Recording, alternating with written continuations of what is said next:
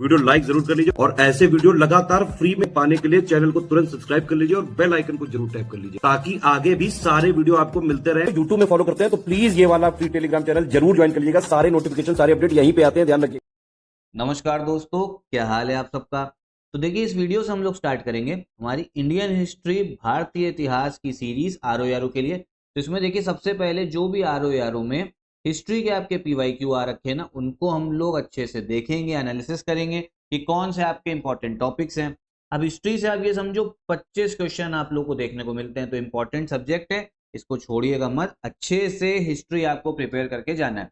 एक अपडेट और है, पॉलिटी के जो PYQ है ना, वो आपके कंप्लीट हो गए हैं। ठीक है, प्लेलिस्ट में बना दूंगा, तो वो सारी आप लोग जितने भी उसके सीरीज है, जो वीडियोस हैं, उसको देख जरूर लीजिएगा। तो चलिए हम लोग अपनी वीडियो स्टार्ट करते हैं। साथ में कंप्लीट पेड ग्रुप ज्वाइन करने के लिए ROARO या UPPCS का आप इन नंबर्स पे कॉल कर सकते हो। अब देखो, पहला क्वेश्चन क्या बोला जा रहा है। During his annexation of Afghanistan, who invited Babur to invade India. Afghanistan पर आधिपत्य के समय बाबर को किसने भारत पर आक्रमण करने के लिए निमंत्रण दिया था। अब देखो, है क्या ना भाई, इस समय पे अगर मैं बात करूं, ये बात हो रही है आपकी 1526 की। इस समय पे भारत पे था आपका भैया दिल्ली सल्तनत, और दिल्ली सल्तनत में जो शासन था जिसका, वो था आपका लोधी वंश का। किसका? लोधी डायनेस्टी का। और लोधी डायनेस्टी में भी इस समय पे कौन आपका राज कर रहा था दिल्ली पे? वो था आपका इब्राहिम। कौन? इब्राहिम लोधी, जो आपका लोधी वंश का आखिरी शासक है। उसके साथ में पंजाब जो प्रांत था ना, पंजाब प्रांत का जो गवर्नर था उस समय पे, राज्यपाल, वो था आपका दौलत खान। समझ लो, इंपॉर्टेंट कंसेप्ट है लोधी। तो ये थोड़ा परेशान था आपका इब्राहिम लोधी से। इब्राहिम लोधी तो पूरा भैया आपका सुल्तान। तो दौलत खान लोधी ने अफगानिस्तान से भैया बाबर को बोला कि आप आओ, भारत में आओ, आक्रमण करो और जीत भी जाओगे। फिर जाके 1526 में होता है युद्ध, पहला पानीपत का पहला युद्ध, जिसमें बाबर जो है वो इब्राहिम लोधी को हरा देता है। और भैया यहाँ पे भारत में आपका मुगल जो है, मुगल आपका राज स्थापित होता है। तो करेक्ट आंसर इसका सी वाला, दौलत खान लोधी। इन्होंने इसको इनवाइट करा, दौलत खान लोधी ने इनवाइट करा था बाबर को इंडिया आने के लिए। ठीक है, नेक्स्ट क्वेश्चन हम लोग देखते हैं। अब इसमें देखिए, आपकी बुक्स दे रखी हैं और ऑथर दे रखा है। हमको ये बताना है कौन सा किससे मैच हो। ये इंपॉर्टेंट क्वेश्चन है इस बार एग्जाम के लिए आपका। देखिए, जो सबसे पहले आपकी पुस्तक है रास पंचाध्याय, ये लिखी है आपके नंददास ने। ठीक है, उसके बाद में अगर हम बात करें, जो चैतन्य भागवत है, ये लिखी है आपके वृंदावन दास ने। ठीक है, चैतन्य मंगल, ये लिखी है आपके जयनंदा ने। और फिर आपका भक्ति रत्नाकर, ये लिखी है आपके नरहरि चक्रवर्ती ने। ठीक है, तो ये इसका करेक्ट ऑर्डर होगा और आंसर आपका हो जाएगा सी वाला है। ए का देखो आपका 3 हो गया, बी वाले का फर्स्ट है, सी का 2 है और डी का 4 है। ये थोड़ा आपका टफ क्वेश्चन था, बुक्स और ऑथर वाला आता है। ठीक है, आर्ट एंड कल्चर का पार्ट है, लेकिन इंपॉर्टेंट है आपके एग्जाम के लिए ये क्वेश्चन, ये ध्यान रखिएगा। अगला देखते हैं हम लोग, क्या बात हो रही है। तीनों गोलमेज सम्मेलनों में भाग लेने वाले भारतीय निम्नलिखित नेताओं में कौन थे। ठीक है, देखो आपका 3 राउंड टेबल कॉन्फ्रेंस हुई है, कहाँ पे? लंदन में हुई है। और तीनों जो राउंड टेबल कॉन्फ्रेंस में हिस्सा लिया था आपके डॉक्टर BR अम्बेडकर ने। ठीक है, सी वाला करेक्ट आंसर है। अब आप कहोगे गांधी जी ने क्या तीनों में हिस्सा नहीं लिया था? नहीं, गांधी जी सिर्फ आपका जो सेकेंड राउंड टेबल कॉन्फ्रेंस थी ना, द्वितीय राउंड टेबल कॉन्फ्रेंस, सिर्फ उसी में हिस्सा लेने गए थे। मतलब सिर्फ एक ही आपका गोलमेज सम्मेलन में इन्होंने हिस्सा लिया। किसने? गांधी जी ने। और डॉक्टर BR अम्बेडकर ने सब में हिस्सा लिया है। फिर आगे देखो, मंदसौर प्रशस्ति किस शासक को उपलब्धियों का विवरण प्रस्तुत करता है। ठीक है, जो मंदसौर की प्रशस्ति है, इंस्क्रिप्शन जो आपका पिलर वगैरह में आपका लिखा जाता था, तो ये मंदसौर इंस्क्रिप्शन आपको मध्य प्रदेश में देखने को मिलेगा।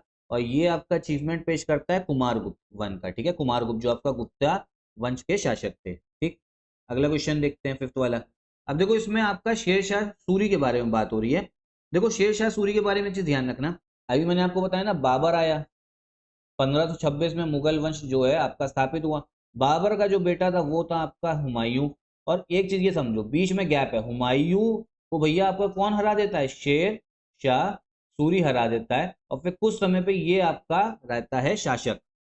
ठीक है, अब इसमें अंतर क्या है ना, बाबर और हुमायूं तो ये आपके मुगल थे, शेर शाह सूरी जो था ना वो आपका अफगान था। ठीक है, तो ये बहुत आपका जो अलग अलग क्षेत्र से जो लोग आते थे ना, वो उनकी पहचान होती थी, तो वो आपस में लड़ते थे। फिर शेर शाह सूरी जो है ना, कुछ समय तक बादशाह रहता है, फिर उसके बाद में जो है ये हट जाता है। ठीक है, तो ये चीज ध्यान रखना, मतलब शेर शाह सूरी ने हुमायूं को हराया था, कुछ समय बादशाह रहा था। अब इसका जो प्रशासन था ना, वो बहुत बढ़िया था। एक फैक्ट और समझो, जो आप आज समय पे GT रोड देखते हो ना, GT रोड, ठीक है, सुनते हो, वो शेर शाह सूरी ने ही स्टार्ट कराया था काम उसका। अब इसमें देखो कुछ स्टेटमेंट है, वे एक शानदार प्रशासनिक व्यवस्था के निर्माता थे, ठीक है, he was the architect of brilliant administrative system, मतलब ये बिल्कुल सही है। फिर क्या बोला जा रहा है, हालांकि एक शासक के रूप में उनके गुण युद्ध के मैदान पर उनकी जीत से अधिक उल्लेखनीय नहीं थे। तो ये एक स्टेटमेंट आपकी गलत दे रखी है। तो पहला मतलब वो आपका शासक भी सही थे और आपका एडमिनिस्ट्रेटर जो है, प्रशासन जो है, सही बनाया था। तो फर्स्ट वाला आपका स्टेटमेंट इसमें सिर्फ सही है, करेक्ट आंसर आपका ए वाला हो जाएगा, ठीक है। तो यही बोला जाता है, करेक्ट आंसर बताना था हम लोगों को, ठीक। फिर आगे देखो, हु बिल्ट दी पुरान मॉस्क, किला एक पूना इनसाइड पुराना किला, ठीक है। आपका पुराना किला दिल्ली में, कभी जानो तो देखना। किला एक पूना का निर्माण किसने कराया था, ठीक है, ये पूछा जा रहा है आपसे। तो ये भी आपका बनाया था शेरशाह सूरी ने, ठीक है, किसने, शेरशाह सूरी ने।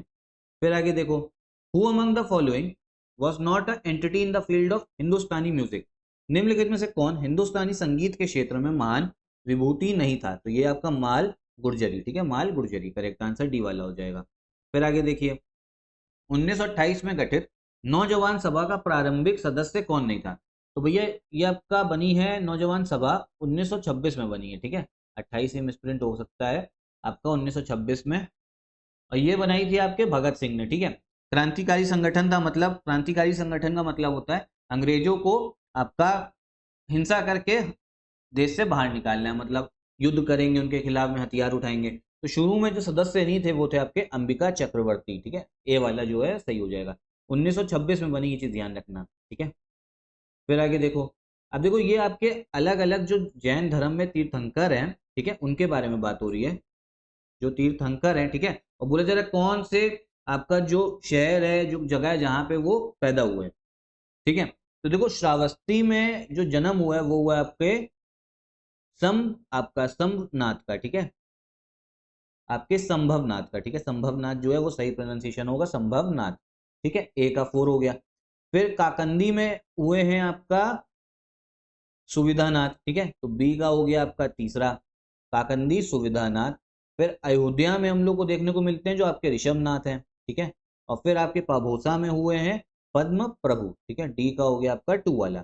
तो ये इंपॉर्टेंट है, अयोध्या सी का फर्स्ट है, करेक्ट आंसर इसका ये हो जाएगा, सी वाला हो जाएगा। देखो ए का 4 बना, बी का बना तीसरा, सी का बना 1 और डी का बना 2, ठीक है।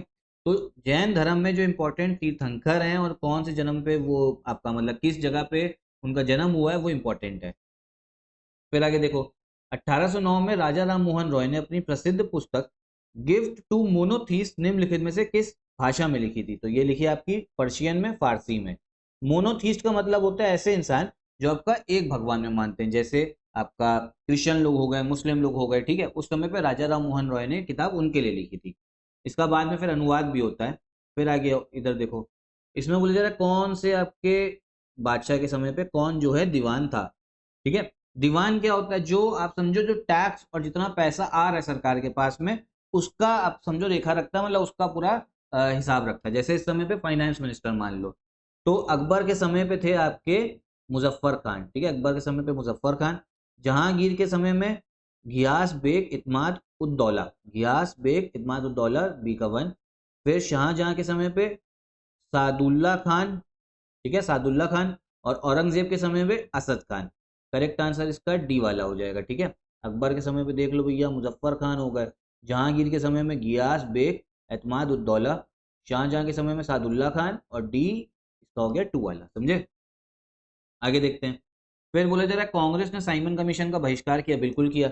1927 में बना था साइमन कमीशन और भारत में 1928 में आया था, ये चीज ध्यान रखना। बना था जो 1919 का एक्ट था ना, उसका रिव्यू करने के लिए। विरोध इसलिए हुआ था क्योंकि इसमें एक भी सदस्य भारतीय नहीं था। आप भारत के संविधान को रिव्यू करने आ रहे हो, ठीक है, और उसमें एक भी सदस्य भारतीय नहीं, इसलिए इसका काफी विरोध था। तो इसका करेक्ट आंसर ए वाला होगा। दोनों सही हैं और आर जो है वो एक ही सही व्याख्या भी होगी, एकदम सही इसका एक्सप्लेनेशन बैठ रहा है, ठीक। फिर आगे देखो, 1817 में जो डेविड हेयर द्वारा प्रसिद्ध हिंदू कॉलेज था, इसकी स्थापना हुई थी आपके कलकत्ता में स्थापना की थी, ठीक है, 1817 में, ठीक है। अब अगला क्वेश्चन देखते हैं क्या है। अब इसमें आपके जो स्मारक हैं, जो निर्माता ही इंपॉर्टेंट है। अच्छा एक चीज ध्यान रख लो, जो आपकी मिडीवियल हिस्ट्री है ना, मध्यकालीन भारत, इसमें जो इंपॉर्टेंट आपके मॉन्यूमेंट बन रखे हैं, जो स्मारक बन रखे हैं और किस शासक ने बनाए, ये इंपॉर्टेंट है, ठीक है। कहीं से भी किसी भी वंश से जो है पूछा जा सकता है, मतलब ये चीज जो है ना ध्यान रखना है। तो देखो जो आपका अटाला देवी मस्जिद है ये बनाया है आपके इब्राहिम शाह शर्की ने, इब्राहिम शाह शर्की ने, ठीक है। इब्राहिम शाह शर्की जो थे वो उत्तर प्रदेश का जो जौनपुर सल्तनत था ना वहां पे, ठीक है, जौनपुर एरिया के आसपास। फिर छोटा सोना मस्जिद ये बनाया आपके वली मोहम्मद ने। कदम रसूल जो है ये बना है आपके नुसरत शाह ने बनाया है, ठीक है। और अदीना मस्जिद जो है ये बनाया है आपके सिकंदर शाह ने, ठीक है। तो इसका करेक्ट आंसर हो जाएगा आपका बी वाला। देखो ए का बना 2, फिर आपका बी का बना 4, सी का बना 1 और डी का बना 3, ठीक है। अगला क्वेश्चन देखते हैं। अब इसमें क्रोनोलॉजी में लगाना है, ये अच्छा क्वेश्चन है आपका। देखो सबसे पहले क्या बोला जा रहा है, अंबेर की राजकुमारी से अकबर का विवाह, तो ये हुआ है आपका 1562 में। जो ये प्रिंसेस थी ना आपकी राजकुमारी, इनका नाम था आपका, इनका नाम जोधा बाई भी था। तो आपने जोधा अकबर मूवी देखी होगी, काफी नाम सुना होगा। तो इनका विवाह जो हुआ है कब हुआ, 1562 में। फिर आपका तुकारुई का युद्ध, ये हम लोग को देखने को मिलता है 1575 में, ठीक है। किसके बीच में, मुगलों और जो बंगाल की सल्तनत उस समय बन गई थी, ठीक है। और ये तुकारुई जो जगह है ना ये उड़ीसा में आपका। फिर बोला जा रहा है मलवा पर मुगल आक्रमण, मुगल इन्वेजन ऑफ मलवा, ये हुआ है आपके 1560 में। और फिर बोला जा रहा है उड़ीसा पर कर्रानी का विजय, कर्रानी कॉन्क्वेस्ट ऑफ उड़ीसा, ये है आपका 1568 में, ठीक है। कर्रानी आपके वही बंगाली जो बंगाल सल्तनत थी ना उसके थे वो उड़ीसा को कॉन्कर करने के लिए। तो इसका जो करेक्ट आंसर है वो आपका क्या होगा। देखो सबसे पहले तो हम लोग को ये देखने को मिल रहा है मुगल इन्वेजन मलवा का, डी वाला, मतलब सॉरी ये आपका 1560 तीसरा होगा, ठीक है। फिर कौन सा है, फिर है आपका पहला, ठीक है। फिर होगा हमारा फोर्थ वाला और फिर दूसरा। देखो किसमें, ये डी वाले में आ रहा है ना, ठीक है। अगला क्वेश्चन देखते हैं क्या है। निम्नलिखित में से कौन स्वाधीनता पूर्व भारत का राष्ट्रवादी कवि नहीं था, ठीक है, तो नेशनलिस्ट पोएट, तो ये थे आपके शिव कुमार बटालवी। डी वाला जो है करेक्ट आंसर हो जाएगा शिव कुमार बटालवी। फिर देखो जो आपका नटराज नृत्य के भगवान की मूर्ति के संदर्भ में निम्नलिखित में से कौन सा कथन सही है। ये मूर्ति नृत्य करते हुए 4 हाथों वाले शिव का प्रतिनिधित्व करती है, ठीक है। The image represents dancing Shiva having 4 hands, तो बिल्कुल सही। ये आप फोटो देखोगे इसमें जो शिव जी ने इसमें आप इनके 4 हाथ दिखाए गए हैं, एक ये और 2 ये, ठीक है, मतलब एक ये 2 और ये 2 इधर, 4 हाथ दिखाए गए हैं इसमें, ठीक है। तो ये आपका इमेज काफी फेमस है, एनसीईआरटी जो क्लास 7 की किताब है ना जो नई वाली, उसमें फ्रंट पेज पे जो मतलब पोस्टर है आपका, जो क्या कहते हैं बुक का जो मेन पेज है उसमें बना हुआ है फोटो। फिर आप समझो अपने दाएं, पहला बिल्कुल सही है, अपने दाएं कान में वे एक पुरुष का कुंडल पहने और बाएं में एक महिला का, तो ये स्टेटमेंट जो है ना ये भी बिल्कुल सही है, पहला दूसरा दोनों सही है। करेक्ट आंसर इसका कौन सा हो जाएगा आपका, सी वाला हो जाएगा। काफी इंपॉर्टेंट क्वेश्चन है ये आपका, ठीक।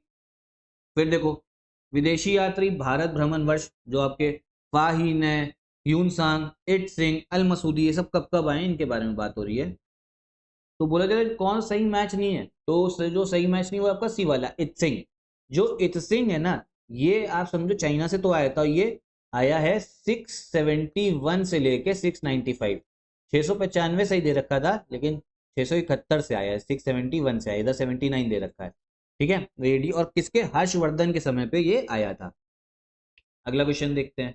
इसमें बोला जा रहा है निम्नलिखित में से किन राजा राजाओं को जनता द्वारा प्रत्यक्ष रूप से चुना गया था, ठीक है, इलेक्टेड बाय द पीपल। तो जो चुना गया वो आपका गोपाल है, ये आपका पाल वंश जो बना था, ठीक है, ये आपका पाला वंश जो था बंगाल में था। फिर उसके बाद में और कौन चुन के आए, वो थे आपके नंदी वर्मन पल्लव माला, ठीक है, नंदी वर्मन पल्लव मल, तो ये आपका साउथ इंडिया से थे। तो करेक्ट आंसर 2 और 4 वाला है, करेक्ट आंसर इसका सी वाला हो जाएगा, ठीक है। पल्लव वंश जो है आपका साउथ इंडिया से था और पाला वंश जो आपका बंगाल से था। फिर आगे देखो आखिरी क्वेश्चन है ये, निम्नलिखित में से दिल्ली सल्तनत के किस सुल्तान के शासनकाल में शाही महलों में हिंदू देवी देवताओं की पूजा होती थी, ठीक है। अब ये कौन सा शासक आ गया है इसके बारे में बताना है। तो करेक्ट आंसर है आपका सी वाला नसीरुद्दीन खुसरो शाह। ये समझो 1320 में भैया 2 महीने के लिए जो है 2 महीने के लिए सुल्तान बना था, 2 महीने के लिए 1320 में।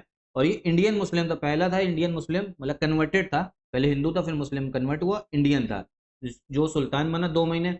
अलाउद्दीन मतलब जो खिलजी वंश था उसके बाद में खत्म करके 2 महीने रहा और इसके बाद में कौन सा तुगलक वंश आ गया था। तो इसके समय पे जो आपका हिंदू देवी देवता थे ना उनकी पूजा होती थी। करेक्ट आंसर होगा आपका सी वाला।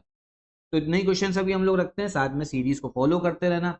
देखो हिस्ट्री चल रही है, पॉलिटी कंप्लीट हो गई है, इकोनॉमी चल रहा है, इकोनॉमी भी हो जाएगा, उसके जितने भी आपके सब्जेक्ट है ना सारे अच्छे से मैं आपको करवा दूंगा। बस पूरी सीरीज को बढ़िया से फॉलो करो, चैनल को फॉलो करते रहो। साथ में अगर आप टेस्ट सीरीज लगाना चाहते हैं आरओ की, लगाना जरूर, काफी फायदा होता है, तो इन नंबर्स पे कॉल करके आप टेस्ट सीरीज ले सकते हो आरओ की।